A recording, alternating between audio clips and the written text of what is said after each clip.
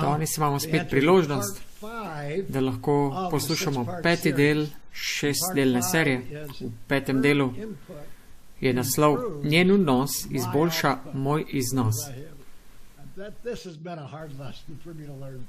In to je bila težka reč, da sem se jo lahko naučil, če sem iskren. Mnogo let sem potreboval, da je Bog mi dal velik blagoslov, čeprav sem to odbijal.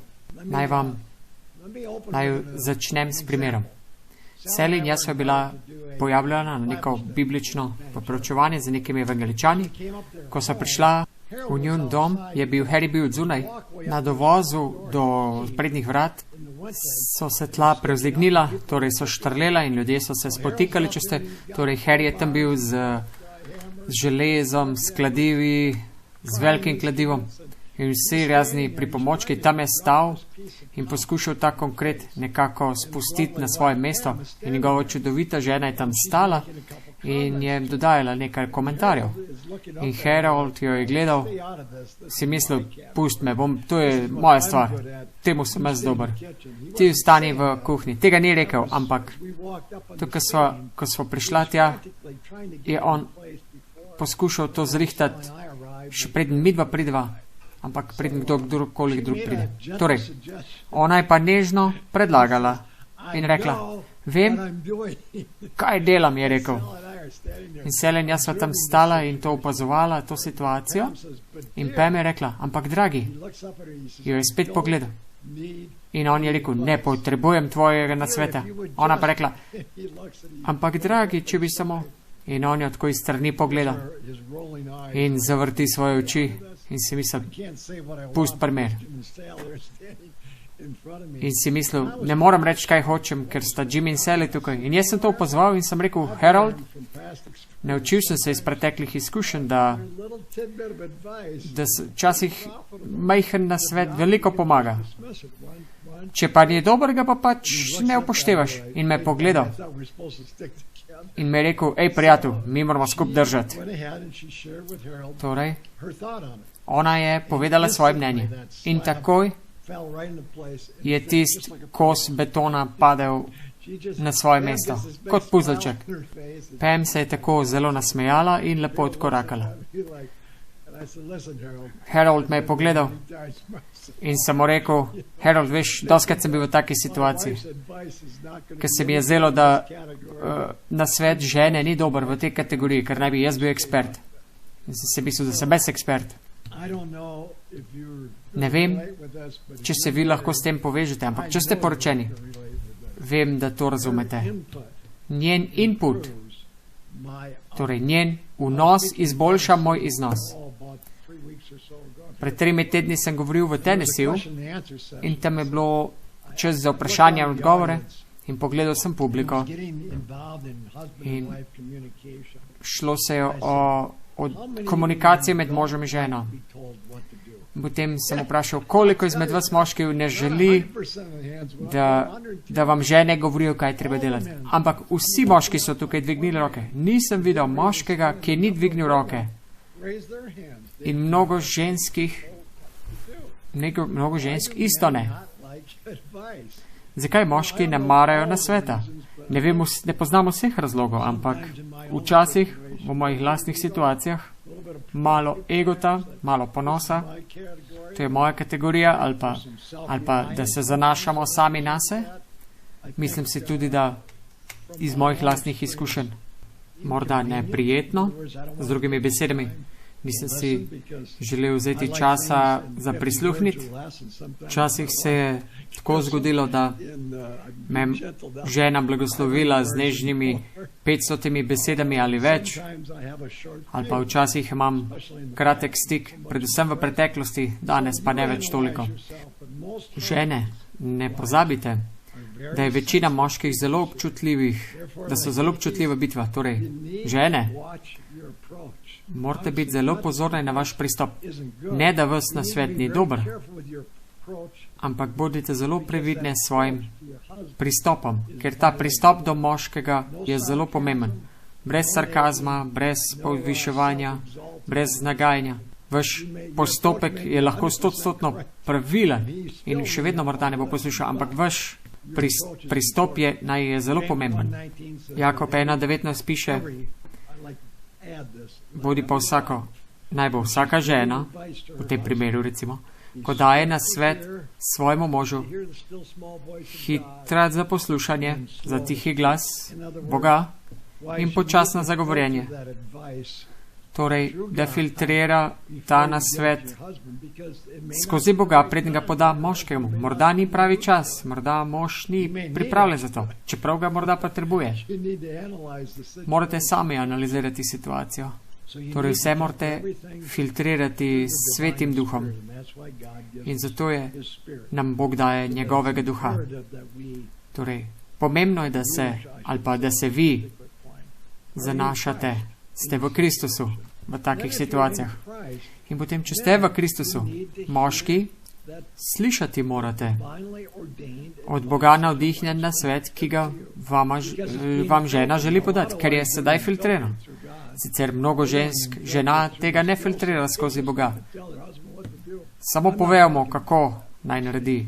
Ne govorimo o temu, ampak možje morajo biti občutljivi do tega, da poslušajo, in žene morajo biti občutljive za to, da filtrirajo skozi Boga. O tem govorimo danes. Če želite biti dinamičen duo in če se želite izboljšati vašo situacijo. Zakaj to govorim? Zakaj govorim, Gospodje, da morate poslušati vaš vnos žene? Ker v popolnem okolju, Adam je bil popoln in v popolnem okolju je Bog določil Adama, da bi bil dinamičen duo. To je rekel v 1. Mojzesu 2.18. Naredim mu pomoč njegove vrste. Torej, Bog je rekel, razmišljate, to ni Jim Homberger, ki to pravi. Bog pravi Adamu. In Adam je takrat bil popoln in imel popolno ženo in v popolnem okolju, da potrebuješ pomočnika, pomočnico. Že v tistih situacijah, koliko bolj mi potrebujemo pomočnika danes. In če se pogledamo Adamove sposobnosti za vse, kar je bil poklican, da dela, da je bilo nezadostno, neustrezno. Čisto preprosta analiza, kaj ne? Nezadosten je bil. Zato mu je Bog dal pomočnika. Torej, moški, pomembno je, da sprejmemo to, kar je Bog določil. Zakaj? Ker smo nezadostni. Tudi jaz sem nezadosten, sam zase. Torej, Bog mi je dal Sally, da je v paru z mano, da sva skupaj boljša kot posamezno, posama. Prav tako kot ogljik potrebuje kisik, da skupaj delujeta. In moški potrebuje pomočnika. To piše v prvi knjigi v 2. poglavju Bibliji.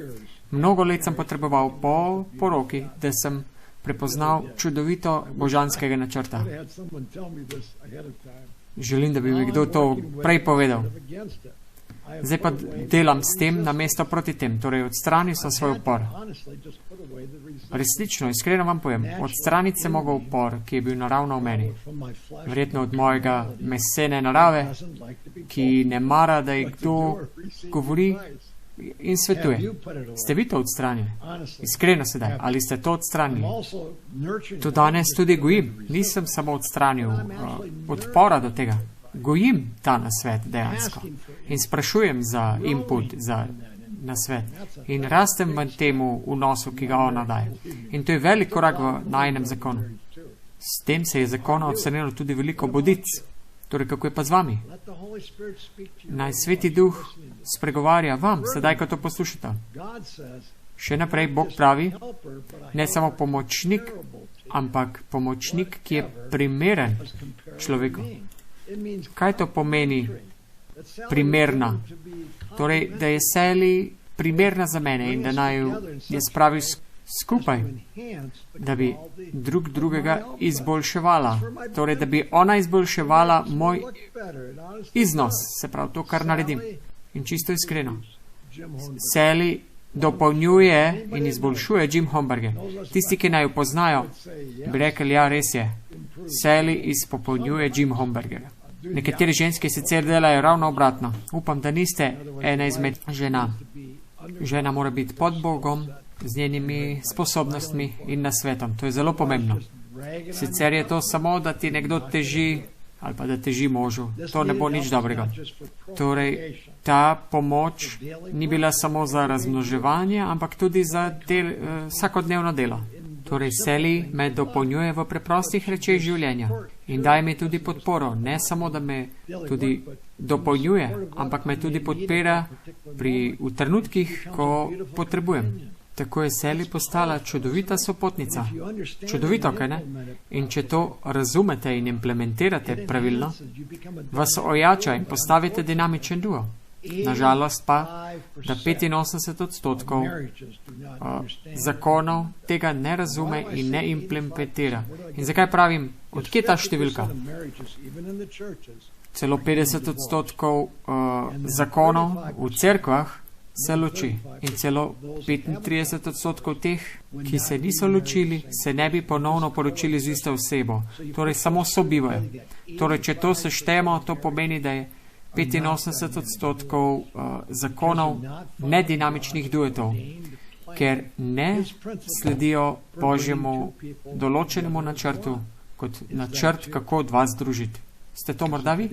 Ker če ste vi taki, potem lahko stopite ven iz tega, se lahko izboljšate.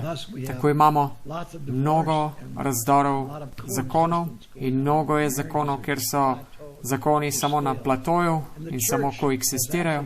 Cerkvam pa je spodrsnelo, da bi naslovila to enotnost človeka, moža in žene. Ni samo Jim in Sally, ampak Bog, Jim in Sally. In cerkvam je to spet lotelo. Nekaj se mi je zgodilo ta teden. Delal sem z mladim možem z cerkve, ki je bil sicer odvisen od pornografije in zakon je imel probleme zaradi tega. In jaz sem bil edini, ki to ve, ker sem mu svetoval, kako iz te situacije izstopiti. Torej, pastor je prišel v njegovo hišo in je želel, da sprejme neko funkcijo v cerkvi. Torej v imenovalnem odboru. In mladi mož je rekel, ne, imam prioritete, s kateri se moram prvo soočiti. In pastor je tega moškega, mladega dal, ki se je bojeval, resnično bojeval v svojem krščanskem značaju z nemoralnostjo. In zakon se bo glih razpadal. On pa mu je obesil mnogo krivde, da ima nalogo, ki jo mora izpolniti v cerkvi in da mora to storiti, ne glede na njegove prioritete. Prosim? Ko berem Biblijo, 1. Timotej 3, 5. vrstica pravi, da če moški ne more dobro vladati, skrbeti za svoj dom, kako lahko potem skrbi za cerkveno hišo. Torej, z drugimi besedami, ljudi je potrebno prvo kvalificirati, preden so povabljeni v službo v cerkvi. Torej, cerkev tako postavlja na pozicije ljudi, ki so na zunaj lepi, navznoter pa umere. Ni čudno, da toliko naših cerkva preprosto imajo zelo nizko raven pobožnosti. In nisem negativen, ampak sem iskren z vami v tej situaciji. Ker če bi moški in ženska nista najdla, kako skupaj delati doma, zaprtimi vrati, kako lahko potem izboljšata cerkev, kako lahko izboljšata to skupnost. Logično je, da če ne morata ona dva to zrihtati, kako bosta šele potem zrihtala v cerkvi in v družbi. Ker koncept moški in ženska, da se združijo eno z Bogom, je fundament družine in je temelj tudi cerkve in temelj družbe. In ko to razpade in ko nismo več dinamični duo, vse ostalo razpade. Absolutno vse ostalo razpade. Torej, ko so se Sally preselile sem, kjer sedaj živiva, Južni Colorado, sva dobila, nama je nekdo potrkal na vrata. Kakšen mesec sva bila tukaj in sva bila tiho in uživala v oddihu, sicer od zelo aktivnega življenja in službovanja. In nisem vedel, kdo je bil takrat na vratih, ki mi je potrkal gospod. Dva moška, pastor in pomočnik pastor. In sem vprašal, vam lahko pomagam? Pa je rekel, ja, jaz sem vaš pastor. Smem priti noter? In sem rekel, ja, pridite noter. In smo se usedli za mizo in on me je vprašal, niste še bili v cerkvi? Sem rekel, ja, res, ni. Skrivala sva se. Sva imela malce oddih. On pa je rekel, ja, mi potrebujemo pomoč. Jaz sem ga vprašal, kako potrebujete pomoč? Rekel je, Jim, vsak zakon v tej cerkvi, in sedaj citiram, vsak zakon v tej cerkvi je disfunkcionalen. Poskušamo dobro izgledati, ko pridemo v cerkev, ampak vsak zakon ne funkcionira. Potrebujemo malo tvoje pomoči. Wow. Veste, kaj je prvo sporočilo angela? Razodete 14:7 pravi, da naj bi pokazali, kako se bojimo Boga, slavo. Bogu pa ne dajemo slavo tako, da se mentalno privolimo k resnici, dejstvom iz Biblije, ampak vaš prikaz, vaše življenje naj bi dalo Bogu slavo nazaj Bogu. Torej, vaš značaj, to, kakšen je vaš zakon, daje Bogu slavo. Ker Kristus prebiva v vas in kaže sadove pravičnosti tudi v vašem osebnem življenju, v zakonu, kot tudi v cerkvi. In če to ne obstaja, potem zanemarjamo sporočilo prvega angela, kar pomeni demonstracija, torej, da naša življenja daje slavo Bogu, torej, da smo eno z Bogom, to je tisto, kar sta zgubila v Ednu. Jezus je pa prišel obnoviti enost, mi z njim. In prvo to stori s posameznikom, potem spravi dva skupaj kot eno, kot Janez 17, da bi vsi bili eno. Torej, če te enosti ne najdemo, dinamičen duo v zakonu, kako boste to potem pripeljali v cerkev? Privolitev v glavi tega ne stori. Potrebna je tudi praktična aplikacija. Torej, bodite pozorni na nekaj. Piše, da je Eva bila ustvarjena iz Adamovega rebra, iz strani. Zakaj je Bog izbral, da bi Evo naredil iz strani, iz Adama? Zaznamoval, da ne, da bi ona nadzorovala njega kot glava, niti da bi on po njej hodil pod nogami kot nekaj manj vrednega, ampak da bi mu stala ob strani kot enako vredna. Zato je Bog, po mojem mnenju, vzel rebro iz strani, in zato, da ni pod nogami in zato, da ni nad njim, ampak da sta enakovredna partnerja. Enakovredna pomeni, da naj bi bila ljubljena, zavarovana z Božjo pomočjo. Njegovi darovi naj bi bili dani Bogu. Zato piše v Efežanim 5:31, zato zapusti človek očeta svojega, torej Jim Homburger zapusti svojega očeta in mater, ter se pridruži in močno oklene svoje žene in bodeta eno meso. Močno. Zapustimo to, kar nas je vzgajalo, in potem se priklenemo, pridružimo svojim partnerjem tako močno skupaj, da vidijo samo še enega in ne dveh. O tem govorimo, da postanemo dinamičen duo. Da se priklenemo, držimo, da se močno držimo drug drugega, emocionalno, da sta tako združena kot eno. Ko vaju vidijo, ko ljudje vidijo Sally in jaz, vedo, da sva eno, ne raba jim povedati. Vidijo. Prejšnjič sta bila en par tukaj, sta hotela, da gledamo en video in jaz jim pravim, ko pogledate njih dva, ste vedeli, da nista eno. Bila je hladnost in imbalans v njenem zakonu, ki je bil jasen od začetka, ko sta prišla in odšla. Ni bilo tega oklepanja drug drugega. Sicer sta zelo aktivna v cerkvi, ampak brez moči. Zato ljudje ne prihajajo v naše cerkve, ker ne vidijo več moči v naših zakonih. Če nimamo moči v naših zakonih, kaj potem jim lahko sploh ponudimo? Neke doktrine? Doktrine vas ne ojačajo temu, da živite, ampak vam daje samo dobre usmeritve. Ampak tega ne izvrši. Zato potrebujemo Svetega Duha. Oklepati si moramo drug drugega. Torej, a cenite ali se oklepate žene? Jaz cenim svojo Sally. Res vam povem. Res jo cenim. Moja kraljica je. In primerno je tudi, skrbim za njo. Ali pa, in to je žalostno, ko moram to povedati, ko sem se poročila, sem jo takrat, nisem upošteval, zavračal sem jo. Ne. Bog me je moral prebuditi, ker to ni biblični mož. Če to počnete, torej, če ne upoštevate oziroma zavračate ženo, to ni biblično. Ta božanski princip, ki ga je Bog določil, ga moramo prepoznati in vstopiti v to in potem zakon postane blagoslov. In moj zakon ni samo blagoslov za mene, ampak je prava bomba. Mislim, to je prav neverjetno. Prav, ljubim biti Sally. Sally in jaz se ne morava drug druge naučiti. Ne znam tega, ne govorim to samo, ampak to resno mislim in cenim to. Iščem njene sposobnosti. Bodite pozorni tukaj.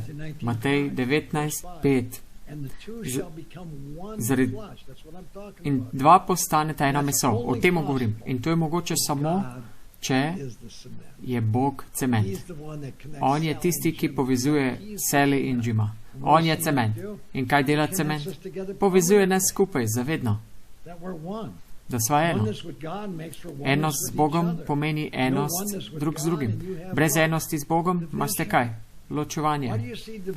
Zakaj vidimo ločevanje v cerkvah? Tudi Pavel v zgodnji cerkvi je rekel, da ste meseni. V 1. Korinčanom 3:3 piše, da ste meseni, ker je ljubosumje, ločevanje in takrat pri Harold in Pam, ko je Harold poskušal dati tisti kos betona noter in Pam je tam stala, on pa tam kleči in poskušal tisto zrihtati, lahko je enost ali pa ločevanje. Katero bo v vašem zakonu? Iskreno. Kaj vam Božji duh spregovarja sedaj? Jeremija 29:13 nam pravi, da me iščete z vsem srcem. Torej, če me iščete in najdete. In iščete s čim? Z vsem srcem.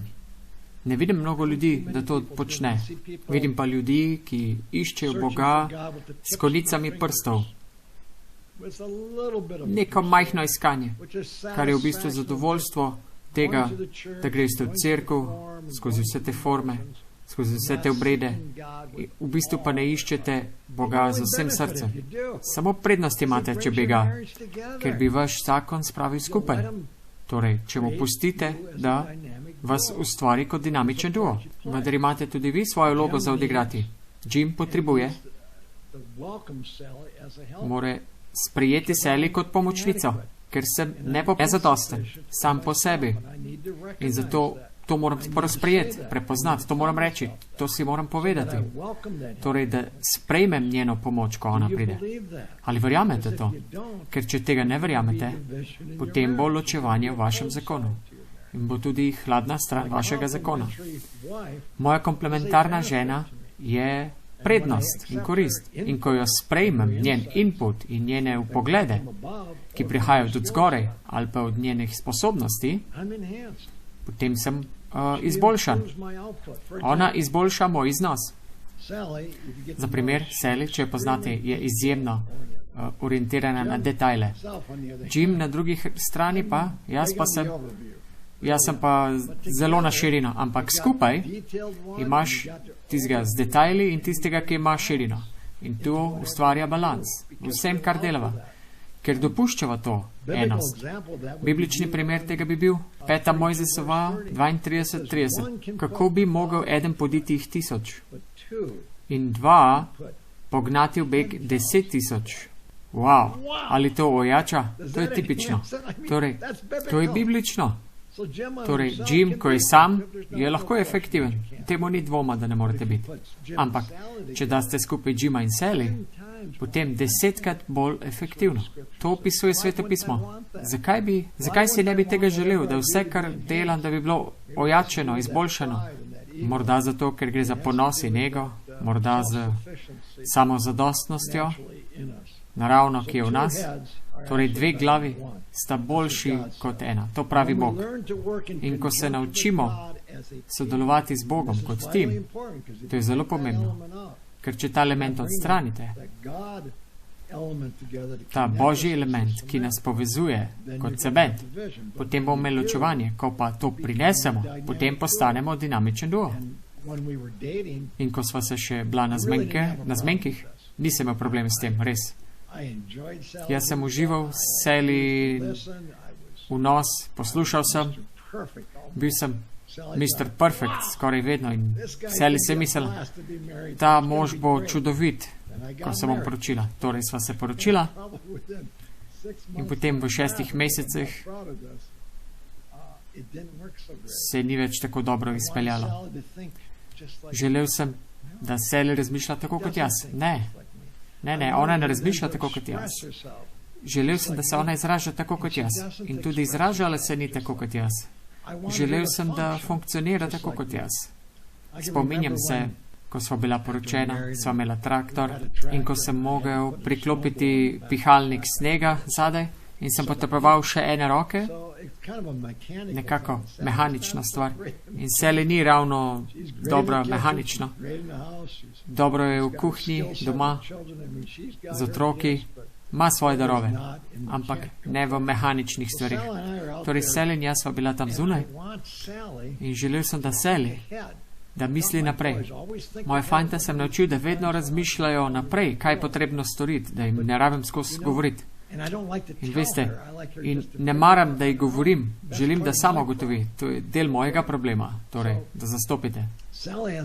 Sally nima izkušenj z mehaniko. 0. In ne želim se vzeti čas, da bi razložil. Torej, obstaja naravna nagnjenje za jezo v meni, ker ona ne funkcionira in razmišlja tako kot jaz. To je moj problem. To ni njen problem. Torej, če dovolim, da se razjezim, potem prizadenem njo in ne dam Bogu slave. Ali ste to vi? Se to dogaja v vašem zakonu? Ste vi bili tam? Jaz sem bil tam že velikokrat. Vendar so taki primeri bili zelo zmanjšani, skoraj jih ni več, odkar to poznam. Sally ni klon Jim Hombergerja. Upam, da bi lahko to 1000krat ponovil. Naj to poudarim, da Sally, ko ste poročeni, naj ne bo klon Jim Hombergerja.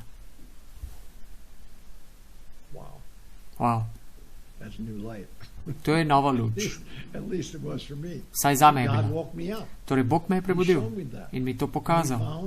In našla sva enost skupaj z Bogom. Skozi Jezusa Kristusa. In reči moram, religija ni bila dovolj za naju. Religija nam je pripeljala resnico, ampak to smo mogla samo odkriti. Najne cerkve ne učijo zakonov, kako postati eno. Sicer ne bi imeli tako veliko razpadov zakonov in ne bi izgubili 80% mladine, ker ne vidijo slave v zakonih. Torej se morajo dovoliti svobodo individualnosti Sally. Ja. Bog je to rekel, da kjer je Božji duh, tam je svoboda, 2 Korinčanom 3:17. Z drugimi besedami, moramo dati svobodo drugi osebi za to, kar so. In da deluje skozi to, kar so. In da uživamo lepote, kako jih je Bog stvoril. Ali to dovoljujete v svojem zakonu? Ker če tega ne dovoljujete v svojem zakonu, mislite, da boste to dovolili v svoji cerkvi? Ali v svojem službovanju, ministriju, ali preučevanjih z drugimi, ker je zakon osnova za razvoj te svobode drugim. Če tega ne morete narediti s tem, ki ste poročeni, potem resnično ne morete tega storiti tudi z drugimi ljudmi. To je v bistvu temelj. Naučiti se, kako drugim dati svobodo, jim odobriti. Torej, pričel sem ceniti Sallyno unikatnost. Ali vi cenite unikatnost vaše žene? In to ni vedno preprosto storiti. Postala pa sva dobro urejena mašina skozi vsa ta leta z mnogimi preizkušnjami in preizkusi. Ni se zgodilo preko noči, ampak kakšna razlika je sedaj? Kje ste vi v tej računici? Ker Bog vas bo preizkušal znova in znova, dokler ne boste tega storili prav. Ker On želi, da vaš zakon postane odsev njegovega značaja, ki živi v in skozi vas. In to je ta dinamika, o kateri govorimo. Ali se vi upirate, adaptirate in adoptirate? Katero velja za vas? Torej, če bi dali tukaj odstotke, kakšni odstotki bi bili? Se večinoma upirate ali večinoma adoptirate in se prilagajate temu. Skozi to sem tudi jaz moral iti. Jaz sem prvo moral stopiti na desno stran računice in povečati odstotke tam. Naj vam podam 3 primere. Prej sicer nisem imel tega daru, ampak Bog mi je dal dar, da sem avtor. Ampak Bog me je poklical, da naj bom v govornem službovanju in potem kot avtor.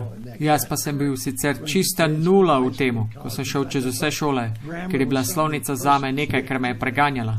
In Bog mi je rekel, naj napišem prvo knjigo, Pobeg k Bogu. In od takrat je ta knjiga bila prevedena v 32 jezikov po svetu. Mi je Bog dal, da sem napisal še 9 drugih knjig. Ne jemljem si slavo za to, ampak Bog mi je dal močno vnemo za to. In on je dovolil, želel, da se je to razvilo. Ampak vse te knjige, da veste, teh 10 knjig, ki sem jih napisal, piše, čez vsako knjigo je nit Sally. Ona je izboljšala moje knjige. Moje manuskripte sem dal njej in ona je nekaj prečrtala, nekaj dodala in to sem si pogledal, vzel sem si 90% morda njenih stvari in jih vključil v besedilo. In to je vse skupaj izboljšalo. In na koncu piše sicer Jim Homburger in piše, da je nekaj dodanih na svetu o Sally. Da, na začetku je to tudi napisano. Sem na začetku knjige. Ampak teh 10 knjig je bilo izboljšanih ne samo iz moje praktične strani, ampak tudi iz strani Sallynih detajlov, ki jih ona vidi, ki jih jaz niti ne dojamem. Ona jih vidi z drugo optiko, ker je druga oseba. Torej, dosega širše občinstvo. A ni to dobro in to, kar hočemo? Želimo, da naše delo doseže več ljudi. Torej, da je lahko Bog oslavljen in da smo lahko v njegovem kraljestvu. Njene lastnosti izboljšujejo moje aplikacije in to cenim. Ali vi uporabljate vaše žene lastnosti dobre? Če bi sedaj sedel pred 1000 glavom občinstvom moških, kaj misliš, da bi rekli? Ali vi sprejemate sposobnosti vaše žene? Zakaj ne? Če ne? Ja, njene lastnosti morajo biti seveda pod Božjo kontrolo. Sicer so lahko to kot trni na stran. In žene, brez sarkazma, brez iskanja napak, brez arogance. Ampak če je pa to od zgoraj, potem to izboljšuje in množi. In jaz moram biti izboljšan. In jaz moram biti obogaten vsak dan v svojem življenju. Tako postanete dinamičen duo. Druga prispodoba, pri vzgajanju Mateja in Andreja, 2 mlada fanta, sedaj sta nekje sredi 40 in sta zelo uspešna biznismena, tudi v svojih cerkvah, v zakonih in pri vzgajanju otrok. Ampak, če bi jaz vzgajal te otroke sam, potem bi bil preveč strog, skoraj nekako vojaški, da korakajo proti meni in delajo to, kar pravi. Ker je to moj dar. Če bi bila pa Sally, jih ona vzgojila, sama bi bila premehka, preveč permisivna, da pusti vsem željam. Ampak skupaj kombinirava mehko in bolj stroge lastnosti in dobro. In želim, da bi lahko srečali najna sinova in vnuke. Dobri proizvodi. Vem, da so moji, ampak povem vam, ker sva Sally in jaz pripeljala skupaj dobre kreposti. Torej, mehke kreposti, ki jih ima Sally in jih je veliko, so nežnost, potrpežljivost, velika potrpežljivost, krotkost, prijaznost, ki so zelo pomembne za vzgajanje 2 fantov. Ampak jaz pri vzgoju sem pa bolj trdne vrline, moč, energija, ustrajnost, ki pomaga, da ustrajajo skozi težke čase in kar je zelo potrebno v današnjem svetu. Tako mehkužnih moških je danes tam zunaj, da je patetično, skoraj neuporabni so. Ampak kombinacija mehkih in trdih vrlin sva z Bogom lahko vzgojila 2 mlada moška, ki dajeta Bogu slavo. In one 2 sta sedaj na veliko boljši poti, kot če bi samo eden izmed naju vzgojajo. In še nekaj, v tem procesu je Sally postala čvrsta in jaz bolj balanciran in bolj mehkejši. Torej, tudi najni življenji sta bili izboljšani skozi vpliv drugih sposobnosti. In danes sta več kot šibka in več kot trda toga fundamentalista. Še enkrat, želel bi si, da bi jih srečali močna moška. Zakaj? Ker sva jih naučila pomembnost ravnovesja v življenju, ki ni samo oseba, s katero si se poročil, ampak je Bog, jaz in ti skupaj. Ne pozabite tega. Torej imam vprašanje za vas. Kaj boste storili pri vzgoji vaših otrok, ker ste sami brez ravnotežja? Zato morate pripeljati ta dinamičen duo, se pravi, drugi del s tem, ki ste poročeni. Boste sprejeli ta dinamičen duo, ker Bog nam pravi, razložimo si pravdo. Izaija 1.18. Nobena ena oseba ni zadostna sama od sebe. Torej, kar mi dva počnemo v najnih družini, imamo družinski posvet in to deluje tudi v najni službi, službovanju in tudi med vašimi prijateljstvi, družinskih odnosih, torej v družini, če ima kdo problem s čimarkoli, lahko pridejo k meni in reče, oče, rad bi se posvetoval v družini. V tem družinskem posvetu, kaj naredimo? Se pravi, pričnemo z molitvijo, povabimo Boga in oseba, ki ima problem, spregovorijo brez omejitev. Lahko izlijajo vse, kar so njihove misli in kar jim srce pravi. Ne gre samo za intelekt, ampak lahko so ranjeni v srce. In potem, ko ta oseba govori, nihče drug ne sme govoriti, razen če ima do rešitev. Torej, nekoč je prišel Matej, starejši, takrat je bil 12 in je ravno dobil novo verižno žago. Zaslužil denar, jo kupil in bil sem v garaži. In imel sem pravilo za moje fante, da če bodo uporabljali moje orodje, me morajo to povedati. Torej, če to orodje ni pospravljeno pravilno in če ni očiščeno, vem, kdo je kriv. Torej, bil sem v garaži in fanta sta bila doma in sta imela šolo doma. In jaz se moral nekaj narediti z žago. Njegova je bila ravno zraven moje. Torej sem vzel njegovo in sem jo želel sprobati. Nisem pa njega vprašal za dovoljenje. In to je njega zelo užalilo. Njegovo srce ga je zelo bolelo. Torej je prišel do mene in je rekel, imamo lahko družinski posvet? Sem rekel, ja, ok. Sem si mislil, da je mama Sally kaj narobe naredila v domači šoli ali pa da je kaj narobe z bratom. Sally je nekaj ušpičila, sem si mislil. Torej smo imeli molitev in Mateju sem rekel, kaj je? Matej me pogleda in reče, ti si oče. Jaz? Ja, ti si uporabil mojo žago, pa me nisi vprašal za dovoljenje. Tega nisem na glas rekel, ampak sem si mislil, pa kdo misliš, da si ti? Tako sem to dal skozi Boga, filtriral skozi Boga. In Jim, to je načelo v tvoji družini. Potem deluje v obe smeri. Torej, prosi za odpuščanje. In sem pogledal Mateja in sem mu rekel, kar je dobro za očeta, je dobro tudi za otroka. Torej, če drži zate, drži tudi za mene. Oprosti. Moral bi te vprašati. Problem se je takoj rešil. V teh družinskih posvetih so nam zelo pomagali v našem krščanskem življenju, da skupaj delujemo kot dinamičen duo. In če ne, potem postanemo neuravnovešeni. Vedno iščemo za vnos. Torej v mojem službovanju in pri meni iščem za ljudi, ki razmišljajo drugače in imajo drugačne sposobnosti kot jaz.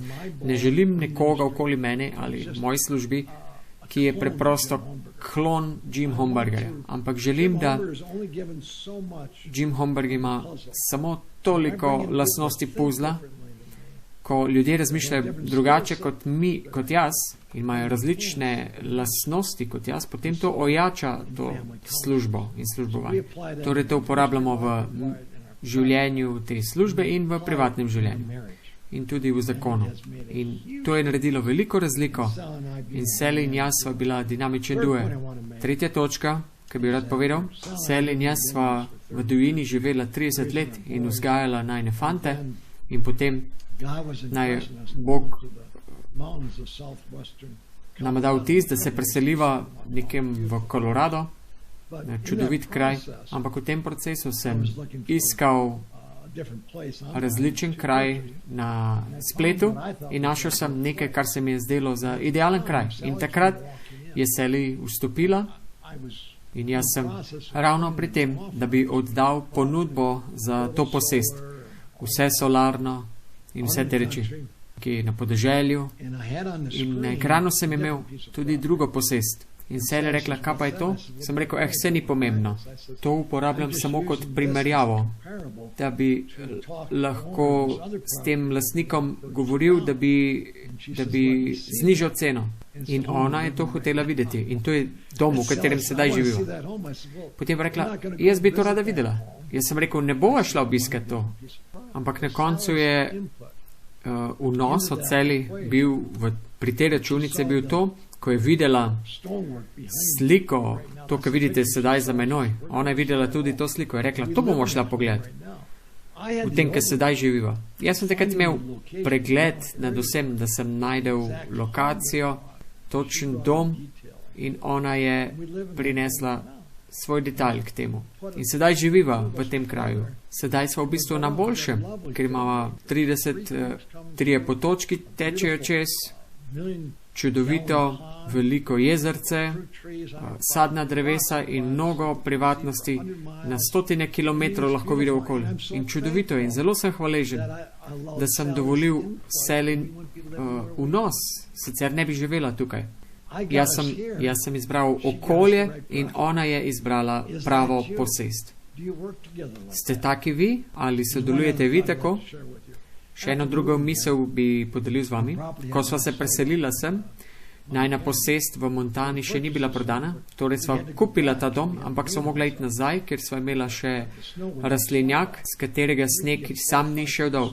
In pri nas hitro lahko zapade meter snega in potem še dež in to vse vpije kot goba. Torej sva mogla iti nazaj in odkopati sneg dol iz tople grede in sem padel dol skozi streho. Padel na 4-kolesnik, si zlomil hrbet, T12, T14, sem imel 13 zlomov na prsih, zlomil ključnico in tako sva bila v težavah, ker sva bila v divjini in ni variante, da dobiš ambulanco ali helikopter. Ko sem se zbudil, sem imel glavo v naročju Sally. Bil sem v resnih težavah. Že samo, da bi se vrnila v hišo, sva morala hoditi skozi meter snega, da bi samo prišla gor po robu do hiše. In ni bilo variante, da bi me Sally potegnila tja ven. In v procesu, ko sem se zbujal, sem pogledal Sally, vedel sem, da sem v težavah. Analiziral sem situacijo in vedel sem, da če bi me sedaj premikala, bi bilo neumno. Verjetno bi potem bil paraliziran za življenje. Ampak, tako sem se še enkrat onesvestil in ko sem spet malo prišel k sebi, sem rekel, Gospod, če me želiš vzeti, sem pripravljen iti. In Gospod je rekel, res, Jim, res? Ti boš zapustil Sally samo v tem svetu, da se sama brani? Jaz sem vaju naredil v dinamičen duo in imam načrte za vaju. In ta misel, da bi Sally zapustil samo v tem svetu, imela je 2 sina, ki bi sigurno poskrbela za njo, ampak želela bi mene imeti ob sebi. To je bila motivacija za mene, da sem šel skozi zelo težak program okrevanja. Sally sva v vseh teh letih postala eno. In ali bom pustil hudiču, da bi to eno s nama oduzel, ki sva jo razvila, to, kar daje Bogu slavo, in to je postal moj motivacijski faktor, da ohraniva ta tim dinamičnega duota, dokler je to mogoče. In še vedno je to moj motivacijski faktor. Popolnoma sem se opomogel v tiste situacije, ampak sem zelo, pri 74 imam zelo veliko kondicije, ker veliko pohajkujem po hribih večkrat na teden, tudi v visoke hribe. Če ravno ne hodim po hribih, potem sem na svojem eliptičnem kolesu. Zakaj? Ker nočem razdreti dinamičnega dueta. Ne želim, da bi Sally ostala sama. To je velika motivacija za me. Sigurno je največja motivacija ljubezen do Boga, ki me prisiljuje k temu. Ampak še ena motivacija je to, da ostaneva Sally in jaz skupaj, dokler je to človeško mogoče. Torej, kako to deluje? Kako se odločava? Mnogo odločitev je potrebno sprejeti v zakone. In ponavadi moški želi nekaj in to ženska stori. Ali pa ženska želi nekaj, pa moški stori. Ampak pri nama delava tako, da imava 3 prste navzgor. Če jaz želim kaj storiti in sem različno navdušen in pogledam Sally in ona tako ali tako, potem tega ne storijo. Če pa Sally in jaz skupaj dvigneva prst, potem pa prosiva še Boga, da nama pokaže odprta vrata ali odprto okno. In tako 3 prsti navzgor, se pravi Bog, Jim in Sally. Torej, ko imava 3 prste navzgor, potem se odločiva za to. Če pa teh prstov ni, če je en na sredo ali navzdol, potem se ne odločiva. To naj jo je obvarovalo pred mnogo poprečnimi odločitvami. Verujte mi, ker včasih jaz postanem neravnovesen ali pa Sally neravnovesena. In druga oseba pomaga ravnovesiti skozi Jezusa. In to naj jo rešuje. In to sva se naučila, da rasteva v aplikacije tega. Ker ni vedno enostavno, ko Sally ne želi stvarmi, ki jaz mislim, da so 100% pravilne. Ampak skupaj rasteva v tem. In odstotek tega se je močno povečal. In to je program 3 prsti navzgor, ga imenujeva. Vprašanje imam za vas. Kaj, če ste se poročili z napačno osebo? Ko midva zakonsko svetujeva, potem se dostikrat soočava s tem. Pa reče, Jim, ti si se poročil s pravo žensko. Kaj pa, če verjamete, da ste se poročili z napačno? No, Bog je postavil alegorijo v Biblijo za to situacijo. Bog je imel Hozeja, svojega preroka, pravičnega pod Bogom, da se je poročil s prostitutko. To piše v Svetem pismu. Hozej, poglavje 1. Torej, Bog je Hozeju rekel, da se poroči z Gomer. In Hozej je pravičen prerok in tukaj se je poročil s prostitutko. Zakaj je to storil? Ker gre za skrivni pomen. In pomen za današnji svet je to, če se obnašate do napačne osebe tako, kot da bi bila ta prava, potem postane prava oseba. Ste razumeli? To morate malce prežvečiti. Če mislite, da ste se preuročili z napačno osebo in niste naravni par, in če uporabite principe, ki jih deliva tukaj v teh predavanjih, potem bo ta oseba postala prava oseba. Torej, če želite postati dinamični duo in mislite, da ste se poročili z napačno osebo, prvič se morate postaviti pod Boga. Vi in vaša žena, to sta sporočila 1 in 2, ki sva ga delila. Kako vi individualno in kot par se postavljata pod Boga. To je zelo pomembno. Če se postavite pod Boga, On je tisti cement, ki vaju naredi v eno. In ko se odločite postaviti pod Boga, potem oba dva potrebujeta, da se adaptirata. Sporočila 3 in 4. Fokusira na njo in fokusira na njega. Torej, ko se podredite pod Boga in se naučite adaptirati drug na drugega in se osredotočite na drugo osebo, potem se morate prijeti v harmonijo. In o temu sedaj govorim. In to vzpostavlja harmonijo, kako odločati skupaj, kako rasti skupaj in kako postati dinamičen duo. In zadnjo sporočilo, 6. sporočilo, bo ekstravagantna ljubezen. In tako to živite. Vse ta načela v vsakodnevnem življenju. In to je največje evangelistično orodje, ki ga lahko pokažemo svetu, ljudem, da postanejo eno skozi Kristusa in dajo slavo Bogu nazaj. In pokazati svetu, kako je to. To si želiva tudi za vas, da tudi vi postanete dinamičen duo in daste Bogu slavo. Naj vas Bog blagoslovi na vašem potovanju.